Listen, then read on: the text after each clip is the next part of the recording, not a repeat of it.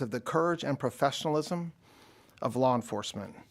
The officers who responded without hesitation and did their jobs as they were trained to do. Secret Service agents promptly tackled and detained the suspect, Cole Thomas Allen. The president and all the protectees and participants at the dinner were safe. One brave officer was injured and is receiving care and has been released from the hospital. I want to make this clear.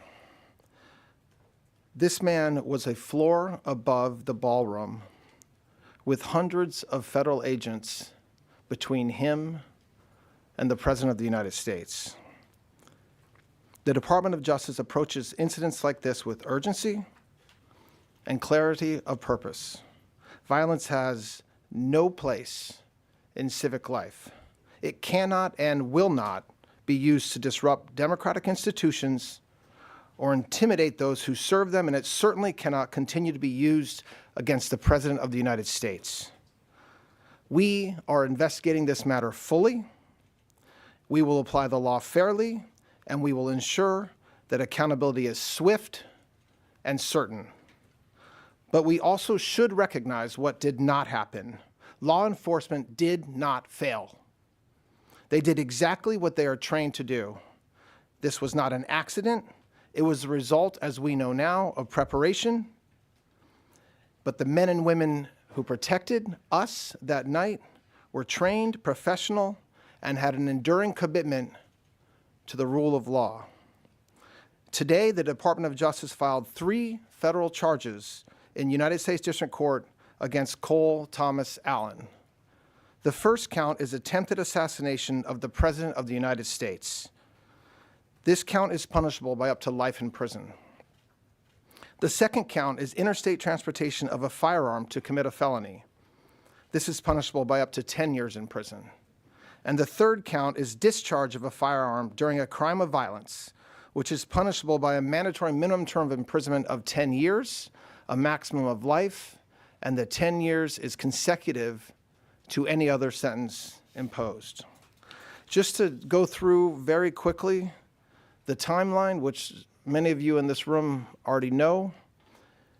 The defendant, Allen, made a hotel reservation at the Washington Hilton for April 24th through April 26th. On April 21st of this year, he traveled by train from Los Angeles to Chicago and then from Chicago to Washington, D.C.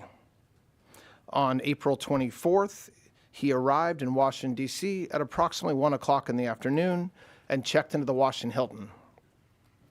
Approximately at 8:40 on the night of April 25th, Allen approached a security checkpoint on the terrace level of the hotel, which is again a floor above where the dinner was taking place. He ran through the magnetometer holding a long gun. As he did so, U.S. Secret Service personnel assigned to the checkpoint heard a loud gunshot. One Secret Service officer was shot in the chest, but was wearing a ballistic vest that worked. This heroic officer who was hit fired 5 times at Allen, who was not shot, but fell to the ground and was promptly arrested. I want to thank everybody who worked tirelessly on Saturday, Sunday, and continuing today. This includes members of the FBI, and Director Patel is going to address that in a minute. It includes members of the Metropolitan Police Department who were immediately on the scene, the chief, the mayor, to make sure that law enforcement was available to do their jobs and had all the tools they needed to do so.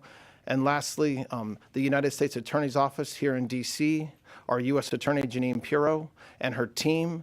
A prosecutor stayed up all night long, didn't sleep all day yesterday, making sure that we got what we needed from all over the country. It included search warrants in California, search warrants here in D.C., multiple interviews that have been conducted already of witnesses and of family members of the charged individual, and continue to work hard today. This investigation is ongoing. It's not complete. A lot of the information that the media is hearing through leaks or sources, some of it is true, some of it is not true, and at the right time you will hear information from us as appropriate. I'd like to ask our U.S. Attorney, Janine Pirro, to say a few words, and then followed by Director Patel. Thank you. Thank you, Mr. Attorney General. Cole Allen's journey of accountability in the criminal justice system starts today. Todd Blanche just indicated to you the charges. Those charges are only 3 charges that are in the complaint that has been presented in federal district court about an hour ago. There will be additional charges as this investigation continues to unfold. But make no mistake, this was an attempted assassination of the President of the United States, with the defendant making clear what his intent was. And that intent was to bring down as many of the high-ranking cabinet officials as he could. This is the kind of situation that we cannot tolerate. And as the Attorney General has just indicated, it could have been so much worse, but for the reality that we had the Secret Service as well as the Metropolitan Police Department and the FBI. Now, the facts make it very clear what this intent was. You may recall that it was on March 2nd that the president indicated that he would be attending this public event at the Hilton. And on April 6th, that's when Cole Allen first made a hotel reservation at the Washington Hilton for 3 nights, the 24th, the 25th, and the 26th. It was on April 21st that he traveled all the way from the West Coast, from his home near L.A. He gets to Chicago on April 23rd, and has been indicated he arrives in D.C. on the 24th, and he checks into the hotel at about 3 p.m. He stays overnight. He is very much aware that the president and the first lady entered the ballroom at 8 p.m. And it was at 8:40 that he made a decision to rush the ballroom. And thank goodness, law enforcement, the Secret Service, was able to prevent him from getting into that ballroom. He was not injured other than some kind of scrape on his knee. Now, as indicated, these are the weapons that the defendant had on his person. You can see that's a 12-gauge pump-action Mossberg shotgun. It's a .38 semi-automatic. He had at least 3 knives and all kinds of paraphernalia. So any suggestion that he wasn't there to do harm is absurd. We will prove when he purchased these guns. They were purchased in California. Why is that relevant? It is relevant because he crossed interstate lines with those firearms. And those are the firearms that he used on the night of the 25th, or attempted to use at the very least. Now, the manifesto also makes clear about his expected rules of engagement. You know, you can look at it and read it, and it may seem kind of la, but at the end, make no mistake, he says, I am targeting the administration officials. They are my targets, and I'm prioritizing from the top down, the highest ranking from the lowest. And I will not hesitate to get involved in any kind of encounter with anyone who blocks me from the president. Now, finally, let me say one thing. Within days of the president nominating me to be the United States Attorney for the District of Columbia, I was at the scene of a double homicide, where one Elias Rodriguez crossed state lines from Chicago with a firearm to commit a felony in the district. He's now indicted for the murder of 2 individuals, Laron Lashimsky and Sarah Milgram, here in Washington. Not long after that, another individual, Ramanullah Lockenwall, crossed state lines, again with a firearm, with intent to commit a felony here in Washington. He traveled from the state of Washington. He is now indicted with the murder of Sarah Beckstrom, a National Guardsman, and the attempted murder of National Guard Andrew Wolf.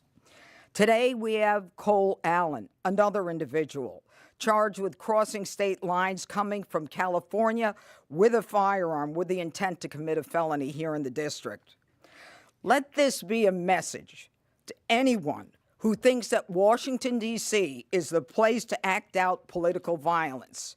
And if you are willing to do so with a firearm and cross state lines, we will find you, we will track your steps from the inception of your plan, and we will prosecute you to the fullest extent of the law.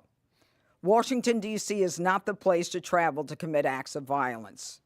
The Constitution and the laws of the United States permit us to register our views through our voices and our votes. What they don't permit is making your views known through violence, especially violence directed at the President of the United States. This is anti-democratic at its core. Thank you, Judge. Excuse me. Thank you, General. This one hits a little differently. We were all there. Many of you were there. Many of you watching were there as well. The president was there. The vice president was there. The cabinet was there. And what you saw, described by the general and the U.S. attorney, is absolutely true. The president spoke on late Saturday evening with the message of unity and a backing of law enforcement, and we have followed through on that message of unity and the effectuation of law enforcement across this country. This FBI is grateful to the United States Secret Service, the Department of Homeland Security, and our interagency partners, including the Metropolitan Police Department, for swiftly jumping into action. All of us on there put us in a unique position, but all of us also acted uniquely. The Washington field office jumped into action immediately, sending a mobile command center to the scene, along with our evidence response technicians, who showed up in speedy fashion to make sure we could collect the evidence that the prosecutors and the department needed to make this announcement today. Also on scene, you were told about the brave heroics of the United States Secret Service and other members of law enforcement. And that should be celebrated by every single American. They did exactly what they were trained to do. They stopped a massive attack from becoming even worse. They stood in the way, they safeguarded America, and they should be nothing but applauded for their bravery and their dedication to their mission and their selfless sacrifice to this country. The FBI, along with standing up mobile command units, evidence tech response team, and Washington SWAT on scene, also established our NC3, our National Crisis Coordination Center, almost immediately. And almost immediately in parallel, we stood up our command center at the Washington field office under ADIC Darren Cox's leadership. Throughout the evening, we immediately began working with our Department of Justice partners to find the evidence necessary to effectuate the legal process necessary and enter into the suspect's room at the Washington Hilton successfully and lawfully and obtain the relevant evidence for exploitation that was on scene. Back at the headquarters division and the Washington field office, we were coordinating a national scale investigation that literally spanned from coast to coast. As you heard, FBI agents, along with the interagency, were immediately dispatched to the suspect's home in California, where we conducted interviews that provided critical information about this horrific attack. We also dispatched investigators and agents to New London, Connecticut, where we conducted further interviews that provided necessary information that you will find in this criminal complaint, as the United States Attorney has just laid out. While officers were working diligently through the night to conduct those interviews, we were also conducting interviews of witnesses on scene. Those interviews are ongoing. As you know, there was almost 2,000 people there. We are sifting through and prioritizing who to talk to, and we will get to each and every one of you with any bit of relevant information. Again, we ask everybody who has any relevant information, like I did on Saturday night with the president, 1-800-CALL-FBI. Any piece of information is information we want to have and must receive.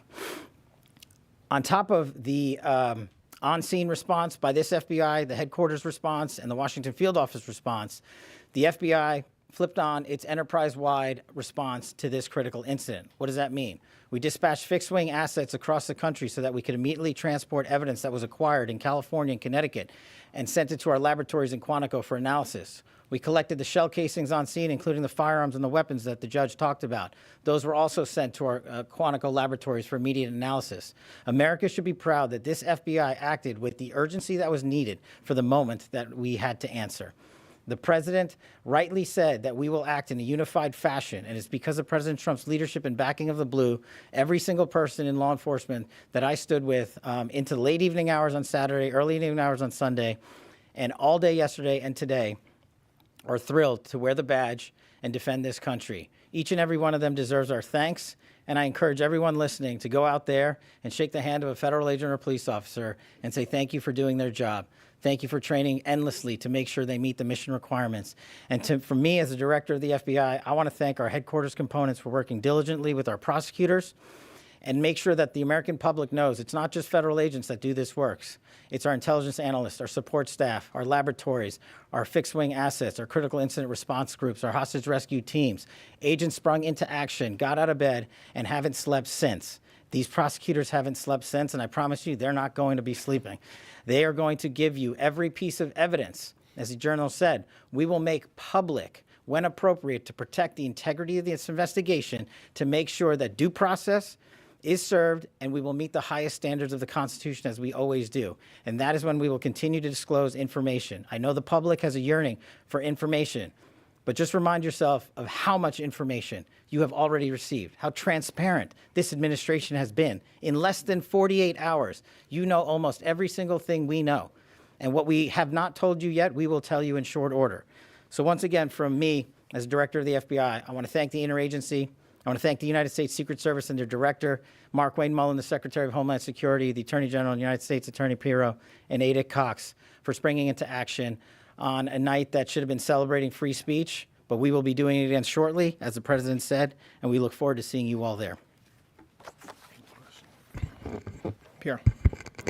2 questions, please. Beyond the evidence and what the judge described as the manifesto, what other evidence can you point to that tells us that the president was the primary target of the suspect? So we're a day and a half into the investigation. As we talked about earlier, we were able to get multiple devices from various locations, the hotel room and also his where he lived in California. We have started that process. There's nothing more that would be appropriate to share at this time until we have thoroughly gone through it, which we're doing, and we'll share that information as appropriate in the future. Second question, go ahead. Beyond the assassination attempts against President Trump, you had someone try to burn down the mansion where the governor lives in Pennsylvania. You had those state lawmakers attacked in Minnesota. You had 2 Israeli embassy staff members murdered in the city here. You had the Charlie Kirk assassination. You had the National Guardsman killed in the city. Can you, each of you, describe the current threat environment and what DOJ's stance is about it? Well, you just described the current threat environment pretty accurately, which is that the political violence and rhetoric has got to stop. And that's something President Trump said right after the incident on Saturday night. It's something that Carolyn Leavitt talked about a couple hours ago. It is something that is, when you have a president who and many people in this room, if we're going to be honest about it, has done as well. They're just as guilty as a lot of people on X. When you have reporters, when you have media just being overly critical and calling the president horrible names for no reason and without evidence, without proof, it shouldn't surprise us that this type of rhetoric takes place. If you look at what it appears that this defendant had in his past, we're talking about somebody who is college educated, who has a job, who is otherwise living his life. And we'll find out more about him, as I expect, in the coming days and weeks. But he chose to do what he did. And so our threat environment is, we are ready. I mean, I'm not going to go through what Director Patel just talked about with the way we responded. But this was something that we will always be prepared for. And it's sad that it has to happen, but it's not a new thing, unfortunately. Yeah, Sandy. Have you been able to determine whether the gunman fired shots? If so, how many shots he fired, and who exactly, whose bullet hit the agent? We want to get that right. So we're still looking at that. It appears, and I don't want to overstate because we are still looking at this, that there were five shots that law enforcement fired. We have all the evidence is being examined very carefully and expeditiously, and we'll know more soon. We do believe that, as the complaint lays out, that the suspect, that the defendant fired it out of his shotgun, and we know that happened. But as far as getting into exacting ballistics, I'm not going to do that today because it's still being looked at and finalized. Thank you for taking my question. You personally have called for a construction of this ballroom at the White House. The president has called for this as well. Today, the National Trust president put out a statement, says that they're grateful that everybody's okay, but, and I quote, "We are not planning to voluntarily dismiss our lawsuit, which endangers no one, and which respectfully ask the administration to follow the law. Ballroom construction is continuing unabated until June 5th at the earliest because the injunction is on hold." Where does the Justice Department go from here? And then I have a follow-up on that. Well, we filed a motion today asking the court to do what the plaintiffs refused to do. We absolutely believe that there is no better example of why this ballroom is necessary, aside from all the very positive things the ballroom will bring to this country and to Washington, D.C., than what happened on Saturday night. You guys, many of you all were there. That's one of the only places in D.C. that you can hold an event like that due to its size and the structure of what we need. So we're basically stuck at this point in the city with having an event like that at a hotel, so underneath a ton of hotel rooms. And so the fact that we, aside from the fact that the ballroom is spectacular, it's going to be beautiful, it's going to make this country look great every time it's used, it's also a meaningful safety issue. And so I very much wish that the plaintiffs and their counsel would take a different view, but if they don't, we are going to continue to fight in court like we have been, and hopefully the judges at the D.C. Circuit Court will do the right thing. Beck. Are you aware of... Not you, the red. Thank you.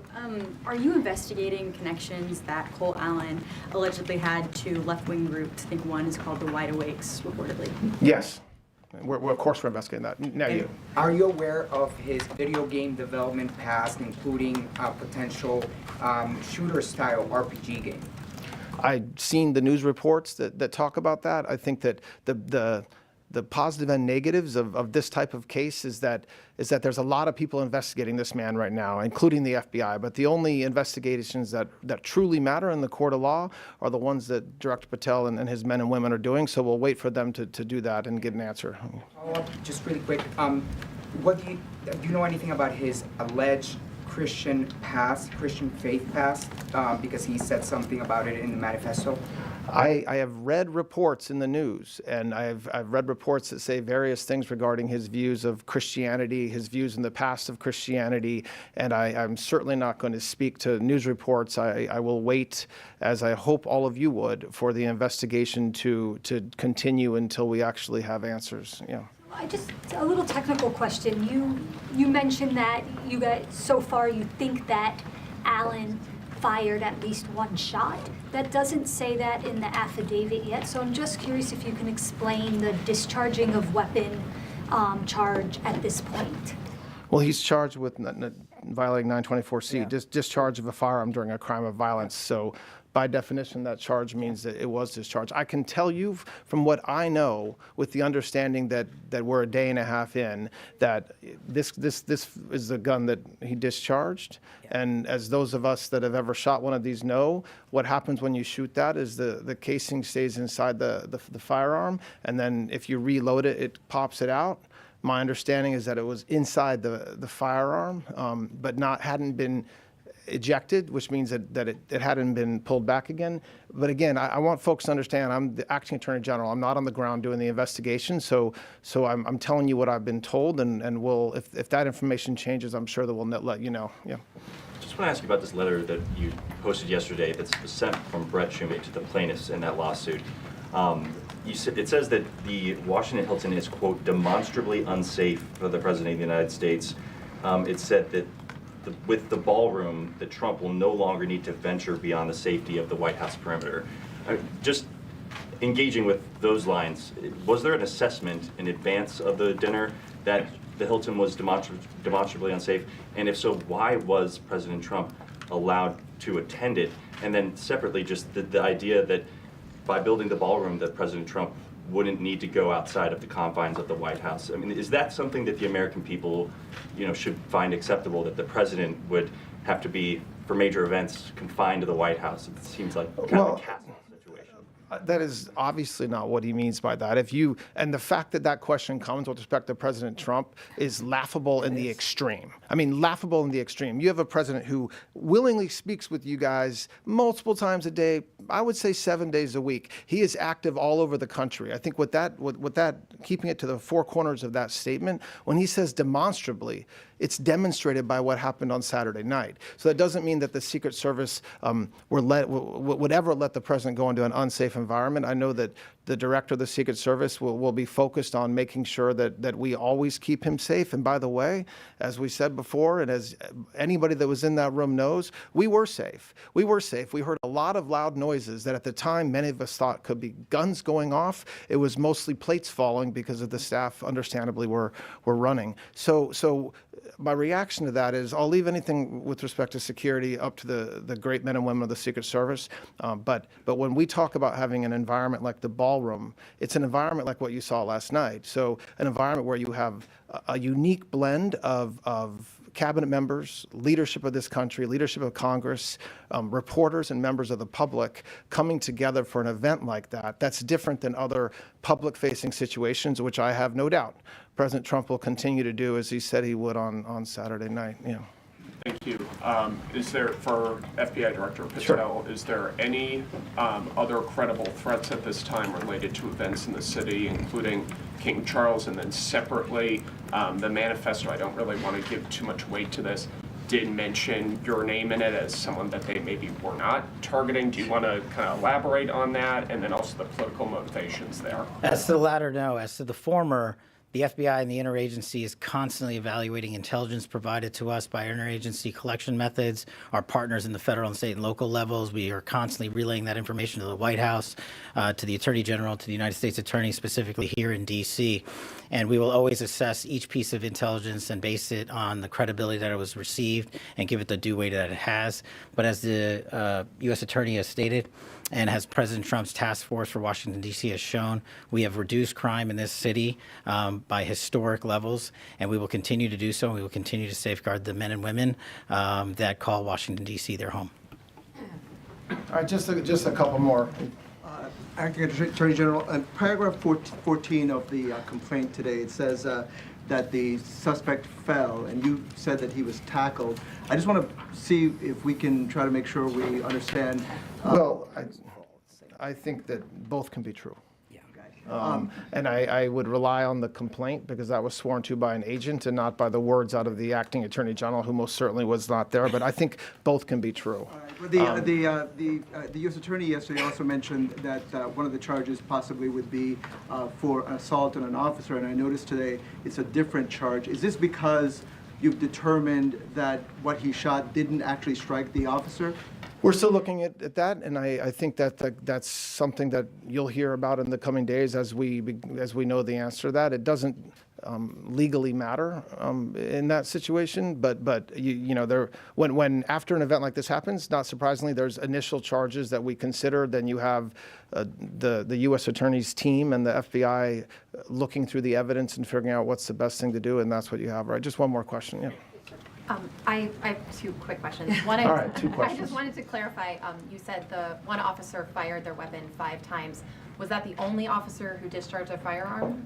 I want to be very careful in answering that question because this is, when you do ballistics evidentiary collection and research, it is very complicated. So when you fire a bullet, the bullet ends up somewhere. Sometimes you find it, sometimes you don't. And so from that, with that qualifier, we believe right now that there was 5 shots fired from the same firearm. But there's a team of folks looking at this that are experts, and the evidence collection team that were in that area of the hotel where the shots were fired have worked all night. They have the evidence they collected, but it's not an exact science from the standpoint that, for example, the buckshot, when that shot, it scatters everywhere. Sometimes it just disappears, actually, depending on where it hits. So you don't have to, hopefully with that qualifier, that's where we are right now. Question about the timeline, sir. Hold on. I just wanted to ask what law enforcement has learned about why he was targeting President Trump. Do you guys believe he was upset about a certain policy or decision by the president? The complaint lays out what I think is described as a manifesto, which is something that he allegedly sent to many folks, his family. That's what we have so far as his motivation. As the U.S. Attorney said a few minutes ago, what is clear from the complaint and from what we have so far is he was targeting President Trump. He described that in his manifesto. He was targeting administration officials. He described that. But as far as us understanding additional motivation, that's for the FBI and law enforcement. All right, thanks a lot, guys. I appreciate it. Thank you. Can you show the Amtrak security measures? Will there be any announcement about Amtrak security? Did any other agents say they discharged their weapons?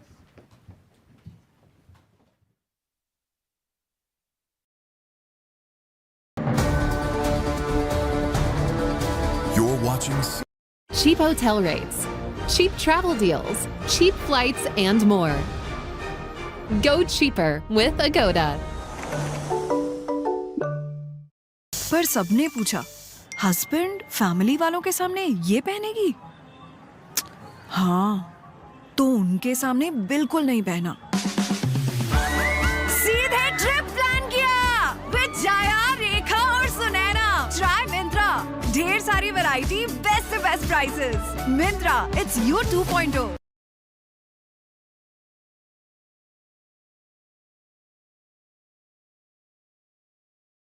Callers. Our country would be a better place if every American just watched 1 hour a week. They could pick 1, 2, or 3.